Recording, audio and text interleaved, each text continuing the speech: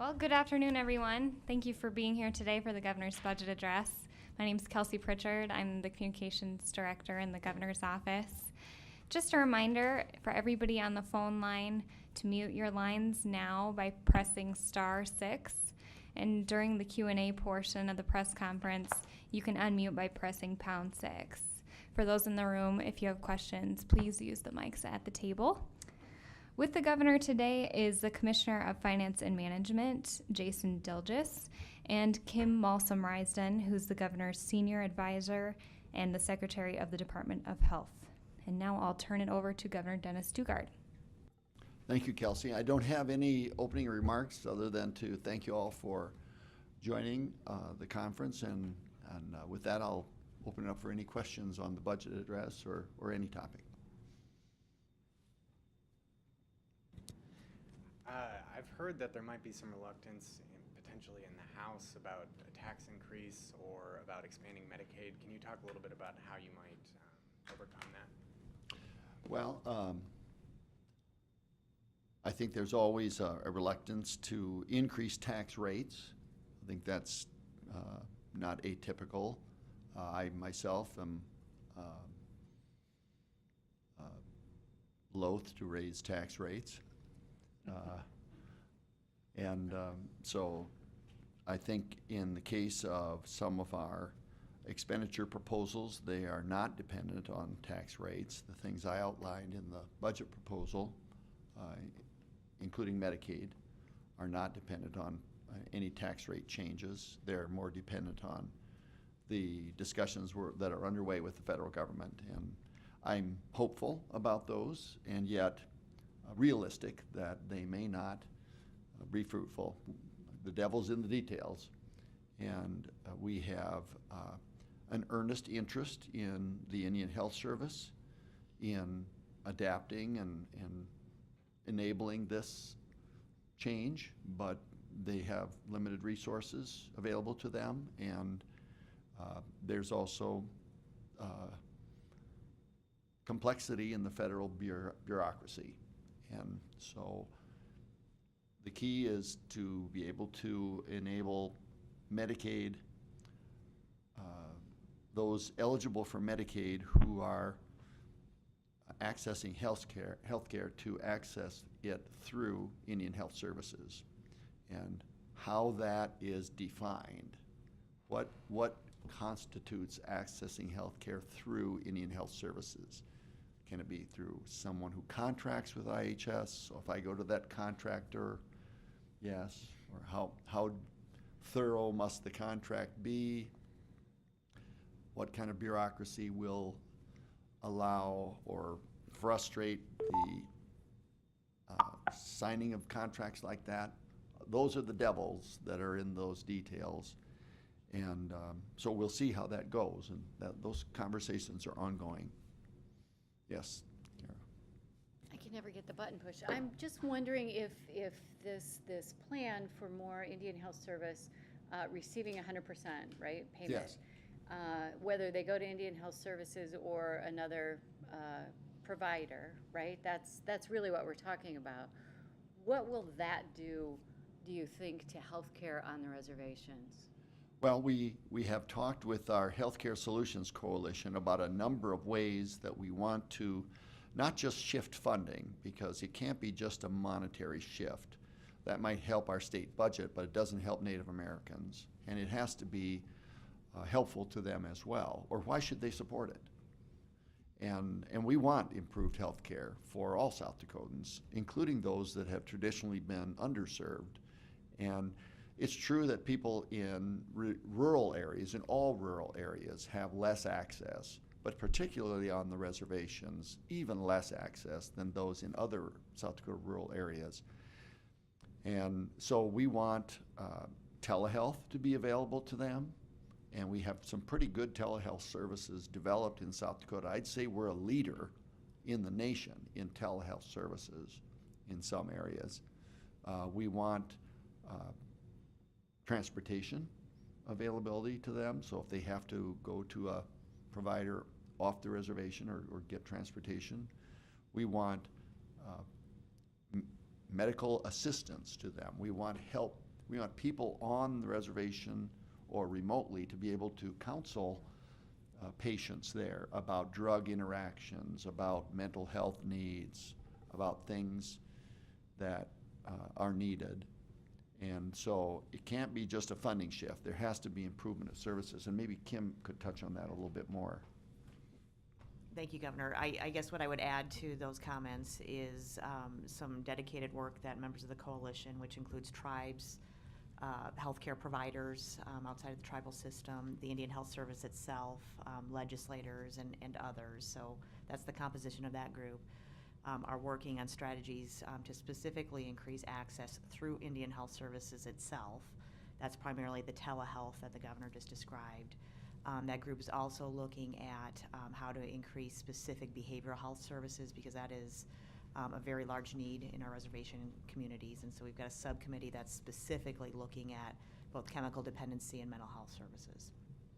And then aren't we also looking at neonatal as a specific targeted specialty, where we have a high birth rate on some of our reservations and a high mortality rate, higher than the norm mortality rate for infants. And yet we have some great neonatal care in South Dakota if we can provide it through referrals or through telehealth visits, or a combination of those things. I would just clarify prenatal care. Prenatal so care. Helping pregnant moms. Is this all part of a package? Is this all part of the details? Is this legislation that we'll see, or just changes that will evolve? Well, I think what happens is the coalition is, this group that Kim is working with, is offering examples to Health and Human Services and Indian Health Services. Here is a system that we think would work. Like, for example, telehealth. We have good developed telehealth services in South Dakota. Why can't we provide lots of health services that IHS can't provide today because they don't have enough professionals that are willing to be on reservation in health facilities providing care? Why can't we have a contract with a telehealth provider? So some of these specialty cares, maybe your initial visit with a dermatologist or with an orthopedic surgeon can be via telehealth, or after a procedure that maybe has to take place off reservation, maybe the follow-up visit can take place via telehealth. And so things like that, we're offering ideas and examples, and so that they fully understand the changes in their procedures and contracts that they'd have to undertake to make that work. And if there's barriers, how can we overcome those barriers? Are there questions in the room? The regents this year, I don't even think came forward with a tuition freeze proposal. Can you just talk a little bit about how you came to the kind of creative thing of paying down the debt to freeze tuition? Well, I would say I'm a creature of habit, and we did this once before, and it worked very well, I think. It helped us utilize one-time money in a way that freed up an ongoing resource, and yet it didn't create, with the one-time money, a dependency at the level of the one-time funds. So if we could take, in some states, they take a $42 million lump sum, and they give $42 million more to the schools. Well, what do you do next year when they want $42 million again and you don't have it? So rather, we try and figure out a way to convert a one-time resource into a sustainable, ongoing resource. And we did that 2 years ago, and we're doing that again this year. And so it's really a replication of something that worked pretty well in the past. And also, I will say, to add more thing, it appeals to my nature, because I'm debt averse, and so I like less debt, because I see the problems that debt causes for individuals and families, and I see the problems that debt has caused for states and our federal government. So if we can maintain and manage our debt, and even reduce our debt where we can, and provide these benefits of ongoing sustainable funding, that's a win-win for me. It appeals to my nature. Just one follow-up on a separate topic. We just heard from the Democrats upstairs. They were concerned, I guess they called it a mere reference to teacher pay in the budget. they want to see more action now from you, how would you respond? Well, I'm going to be presenting a proposal in my State of the State. We have some pretty significant policy decisions coming up in this session, and I felt it would be better to focus on the Medicaid policy decision with this address and focus on the Blue Ribbon Task Force more so with the State of the State address. And that way people can swallow and absorb the questions and answers and information about each in turn rather than try to deal with it all at once. There's still plenty of time after the State of the State to, and it's not as if this is not a well-developed issue that's been publicly vetted quite extensively. So it's not as if there's going to be a big fact consumption that has to occur and data assimilation that has to occur before people can make choices among policy proposals that may be competing during session. There's lots of data and facts that have come out during the last, say, 7-8 months of study in this area. In fact, as you know, a lot of people complained, oh, why don't we move immediately to solutions, which people want to do when they feel confident that their knowledge is so vast that they understand immediately the most obvious policy solutions. And I find in the end that generally is not true. You said at the end of your speech, 63 FTE reductions. Yes. Where are those coming from? Who are those people? Well, we're going to cut a number of FTE from the Science and Technology Authority that will become federal employees, not state employees. So those people won't lose jobs. They're just, we're going to reduce our employees in the Department of Corrections. We're seeing in the juvenile justice arena, you know, we closed the East campus and consolidated some of our juvenile facilities, and we're seeing that head count continue to decline slowly.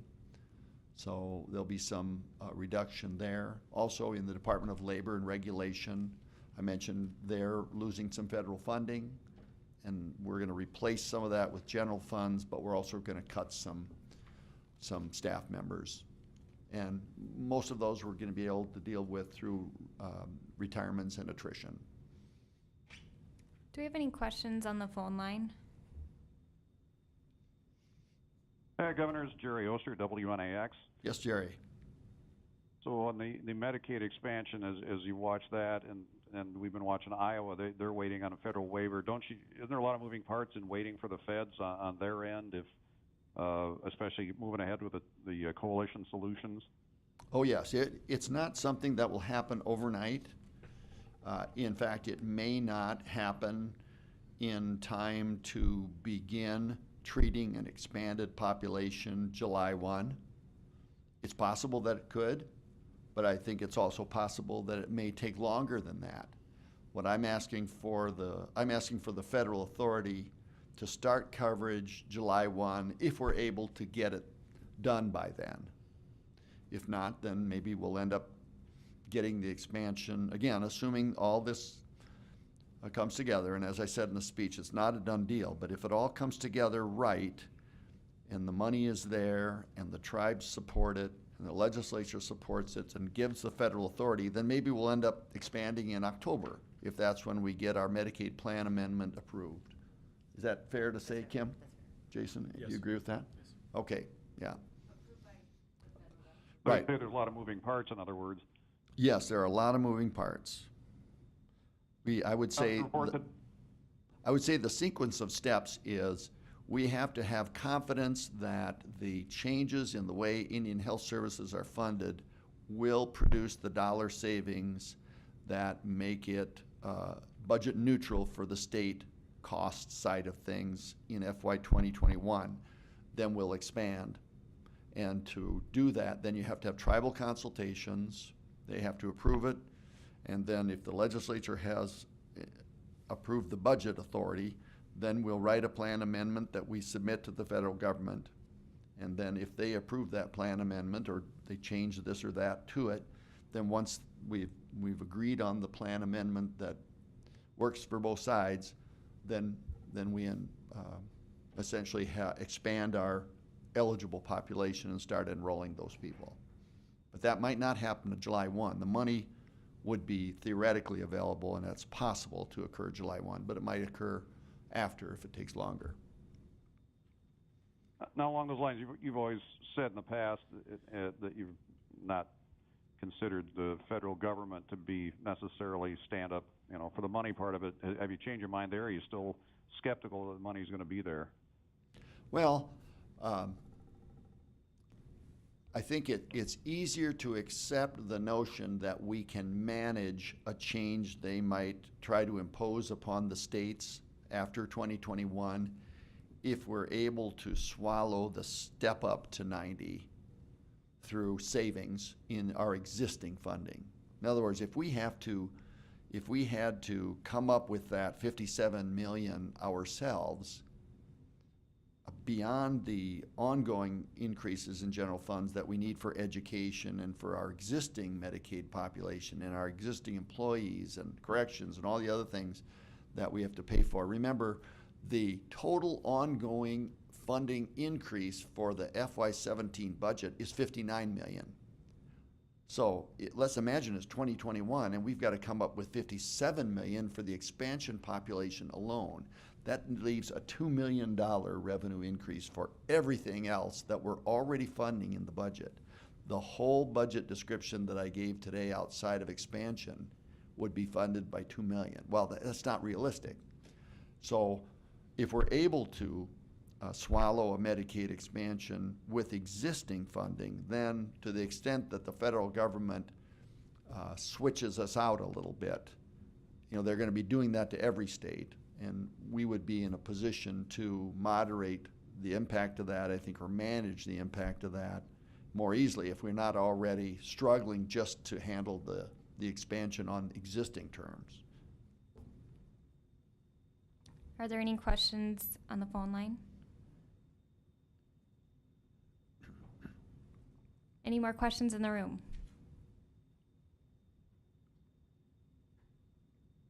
All right, well, thank you all. Thank you, for everyone. joining us.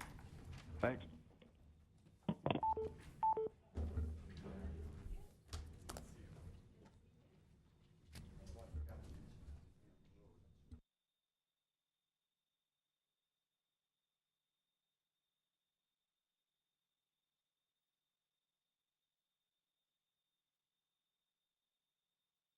A little bit about how you might overcome that. Well, I think there's always a reluctance to increase tax rates. I think that's not atypical. I myself am loath to raise tax rates. So I think in the case of some of our expenditure proposals, they are not dependent on tax rates. The things I outlined in the budget proposal. Of Finance and Management, Jason Dilgis, and Kim Malsom-Risden, who's the governor's senior advisor and the secretary of the Department of Health. And now I'll turn it over to Governor Dennis Daugaard. Thank you, Kelsey. I don't have any opening remarks other than to thank you all for joining the conference, and with that, I'll open it up for any questions on the budget address or any topic. I've heard that there might be some reluctance potentially in the House about a tax increase or about expanding Medicaid. Can you talk?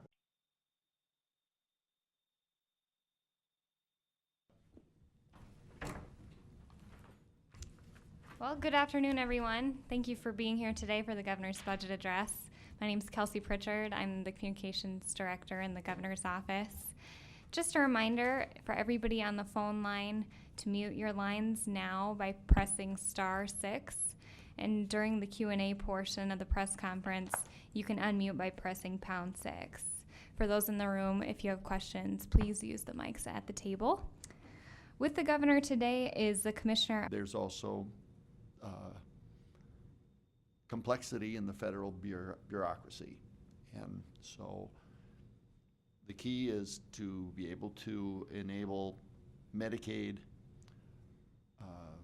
those eligible for Medicaid who are accessing healthcare to access it through Indian Health Services, and how that is defined.